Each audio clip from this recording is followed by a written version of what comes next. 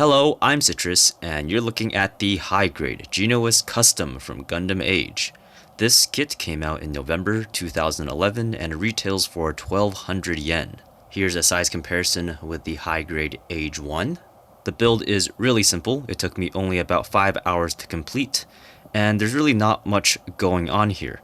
There is an attempt to hide the seam lines.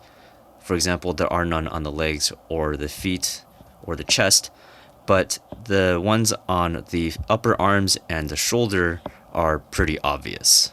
The interesting aspects of this build all have something to do with the articulation, so let's just get right into that. So this kit uses a standard polycap neck joint, which on this kit is a bit too short for the purpose, so the kit has a hard time looking down, but it does every other direction pretty well. The shoulders don't have too much range because of how blocky the shoulder armor is, and the arm has the usual articulation at the shoulder, but only one joint at the elbow. The wrist has a second joint, but it doesn't move very much. Now the waist is the coolest part of this kit.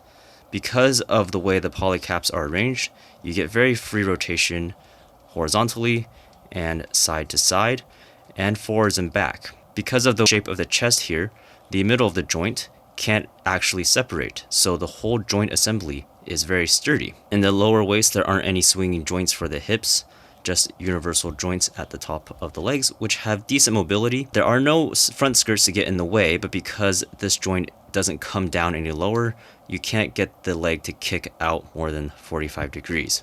Unfortunately, the thigh is also really short, so when you do any kind of kneeling poses, the leg usually isn't long enough to line up with each other, and any kind of crouching poses end up looking a bit awkward. Fortunately, the ankle articulation is excellent because this kit recycles the 00 ankle design, but the feet can't tip downwards at all because the back of the heel goes up very far and collides with the back of the leg. Although the build isn't anything to write home about, this kit comes with a ton of accessories, including a shield, a large dagger, a small dagger, a large rifle, and a smaller gun, which I think is supposed to be a paintball gun.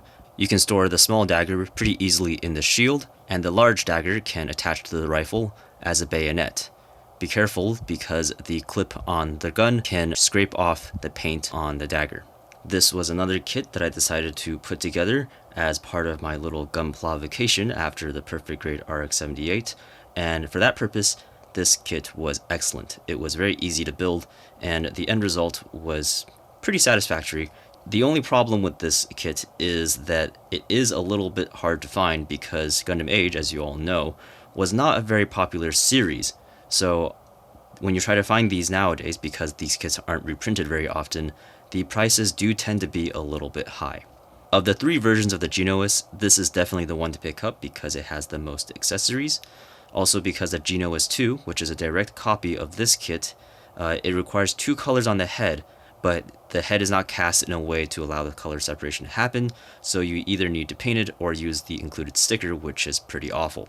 Although this kit is now 7 years old, it uses all the same connections that we see on high grades these days, so it's actually a fantastic candidate for kit bashing. If you're into 1/144 scale kits, and you can find one of these for something closer to its actual retail price of 1200 yen, I highly suggest picking it up. This kit is ripe for customization and is just waiting for you to put your personal flair on it. Thank you for watching, and I'll see you guys next time.